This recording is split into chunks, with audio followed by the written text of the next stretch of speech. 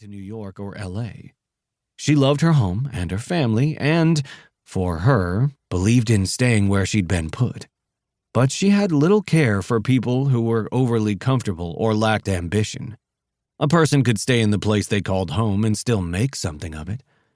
She also had never wanted to trade on her family notoriety, even as she knew people paid attention to the name Wayne in this part of the country. Admittedly, it was hard to ignore or hide, since her brother Zach had more than doubled the size of Wayne & Sons' output since taking over the management of the ranch from their father. And their family name recognition had only gone global as Zach's wife Hadley became a major cooking network celebrity. But it didn't mean Charlotte didn't want to make something of herself all on her own. Merrill excused himself, leaving her and Tom alone at the table. The younger man had been respectful, but Charlotte hadn't missed the appreciative gaze in his eyes or his overly touchy demeanor. He'd already laid a hand on her lower back as they'd walked to their seats, a move she'd deliberately shaken off by beelining toward another table to say hello to her parents' friends, and then he'd brushed his fingers over hers as he'd taken her menu to hand it to their waitress. "How long are you staying in Bozeman?" "I head home first thing tomorrow. I have an early meeting I need to get back for." "But you're here this evening. Maybe we can go get a nightcap after we finish dinner." "Thank you for the offer, but I'm not going to be able to." His smile dimmed, but he pressed on. "It's one drink, Charlotte." She kept her voice steady but pumped the slightest bit of steel under her even tone. "I believe I said I wasn't able to join you." "And if Dad and I were signing on the dotted line of your damn proposal, how would you feel then?" It wasn't the first time she'd been propositioned, and, tiring though it may be, she recognized the eternal dance behind modern dating. Tom was single and unattached, and the dating pool in this part of the country wasn't huge. She didn't blame him for taking a shot. But she sure as hell blamed him for thinking she'd prostitute herself on the altar of her business.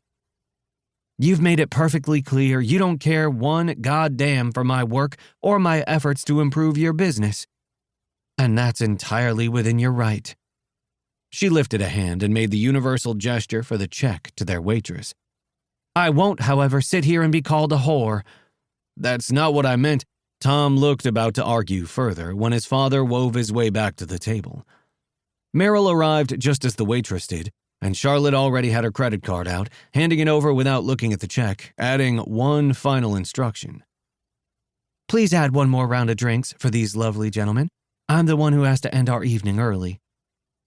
When Tom remained sullen and his father looked about to protest, Charlotte added, "Merrill, I apologize for my abrupt departure, but I'm afraid I need to head out. You've both been so kind to give me so much of your time, but I need to prepare for a meeting tomorrow, as well as the early drive back to Rustlers Creek." As excuses went, it was one of the types she hated, pandering to her elders to get what she wanted. At the same time, the world was small, and she couldn't afford to go around pissing off the very people her business depended upon, especially because she couldn't afford to alienate any of them. "I do appreciate your time, and if you have a chance to think about what I said, I'd love to review my proposal with you should your perspective change." She signed the check with a flourish, pleased when the waitress had sensed the mood shift and already arrived with the next round of drinks. "You enjoy the rest of the evening." The men stood in unison as she got up, Tom offering a sullen thank you for the dinner and Merrill sending his best to her parents.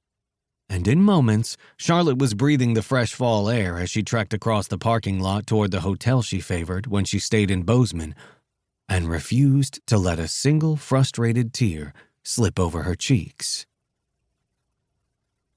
Chance Beaumont hadn't meant to eavesdrop from his perch at the end of the bar, or sight drop, as it were, since he couldn't hear what was being said. But as he'd watched the tableau play out across the restaurant, off and on as he ate his meal, he had a pretty damn good idea of what had happened. The fact that he had a difficult time tearing his gaze off of Charlotte Wayne under the best of circumstances had little to do with his observations. He normally couldn't keep his gaze from wandering to her, but it had been a marvel to have an opportunity to do it with little fear of getting caught. The two of them had managed a low-level sort of animosity since grade school. It was a state that, while initially his fault, had morphed into a sort of Olympic sport of sheer stubborn will. They'd go months at